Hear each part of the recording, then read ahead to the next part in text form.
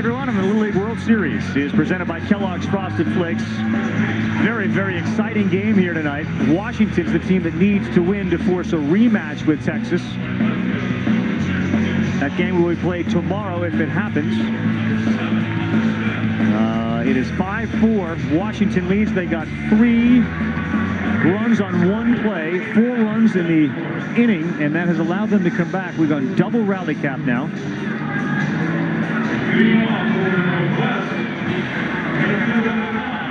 Bo Orlando had 50 pitches on Saturday. He'll be eligible again. Gutierrez has 40 thus far. He has 40. He's going to go on to 50.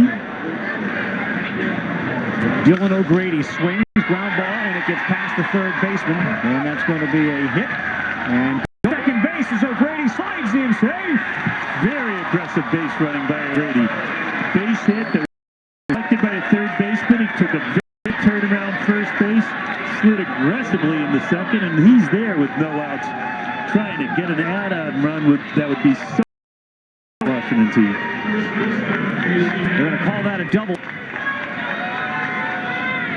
And now Casey Manning, who has been the RBI machine for Washington. 22 RBIs, regionals and Little League World Series combined. Breaking ball, line to first. Standing there at second base is Dylan O'Grady. He gets back. Well, that was a breaking ball that was weighted on very nicely by Manning, who hit a line right at the first baseman, who reaches up with his left hand. The ball goes right in the glove. Runner O'Grady had no time to get off of second base, so there was no double play. And now we're going to have a conference.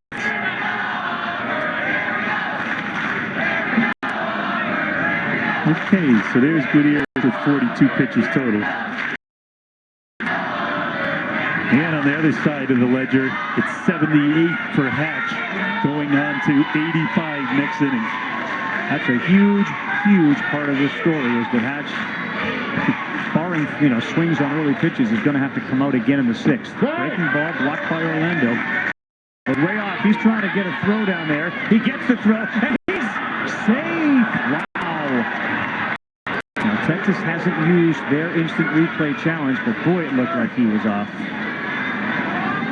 And Bo Orlando stripped that base, but he got his foot right in there. Can I get a time, please? Can I get a time, please? A timeout, because if the next pitch is thrown, there's no way to challenge it. Can we go talk to him? So Mike Orlando wants to talk to Thank you. the shortstop and the second base umpire, just to make sure that he was right on that call. I wanted to ask you if you would mind checking with this guy and see if he got his foot didn't get back to the bag or not. Thank you. Appreciate that. I think he was yelling out of the dugout saying, "Are you sure?" And he was yelling out to his nephew, Bo, and Bo said he didn't get back in. He's trying to block this base. And I think Bo was right when he said he didn't get back. I don't think there was any doubt about Mike that. Orlando said, "Are you sure?" to his nephew. He says, "Yeah, he didn't get in." So he's going to challenge this after they discuss it. Right there? So now he's going to ask, and he's going to... He would have got that if he was that close. Okay. All right. Thanks for asking. Appreciate it. Wow. Interesting. In this, the bottom of the 5th, you have one challenge. Trying to save it? I don't know. You don't have to save it. It's a very important run. Bo told his uncle, "Hey, I'm sure," but Mike wasn't trusting. He wanted to trust his eyes instead of trusting his nephew. That's a potential huge run that should have been an out at second base. And now that the pitch has been thrown, there'll be no challenge. I thought that was fascinating. He keeps coming out and checking the pitch count, but there's a big number 44 right over his shoulder. They're the same. Very interesting. He always goes out to check that number, and there it is right behind him. I don't think he likes to turn around. I don't know what else he could be looking at up there on the scoreboard. That's the only number that's changing. Big Mike. Bjork delivers, and the run from second is going to come in and score. And the ball is kept around in right, and going into third is Bjork. Watch the throw, overthrown. Here comes Bjork. It's underneath the tarp, and the run's going to score. Wow.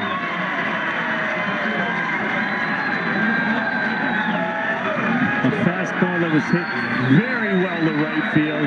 Gets by the right fielder, who then picks it up and throws errantly to third. Line drive to right. Gets by the right fielder, kicks around in the corner there.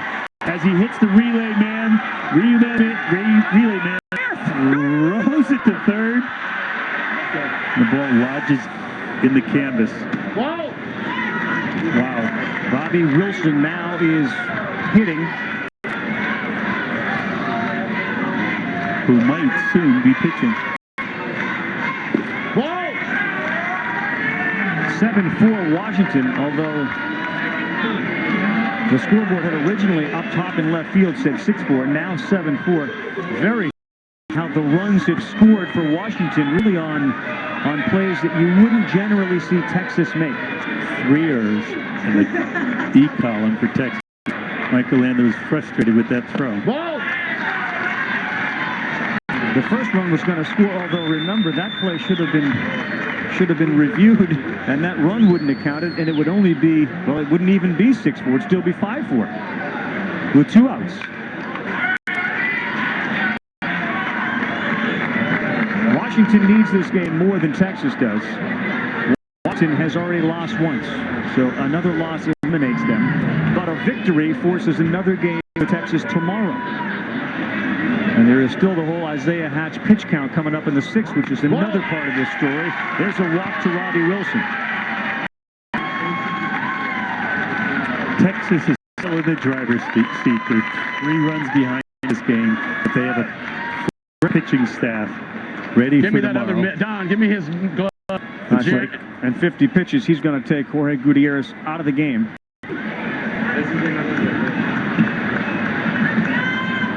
Sorry, babe. Gutierrez, 2 calendar days of rest is going to be required. There you go. I mean, he just Saturday, and that's why he's going to come out. But again, you got to win this game or win tomorrow night's game. Mike's got a smile on his face. He can't be eliminated tonight. So now on first base, Robbie Wilson is currently in a meeting with a coach.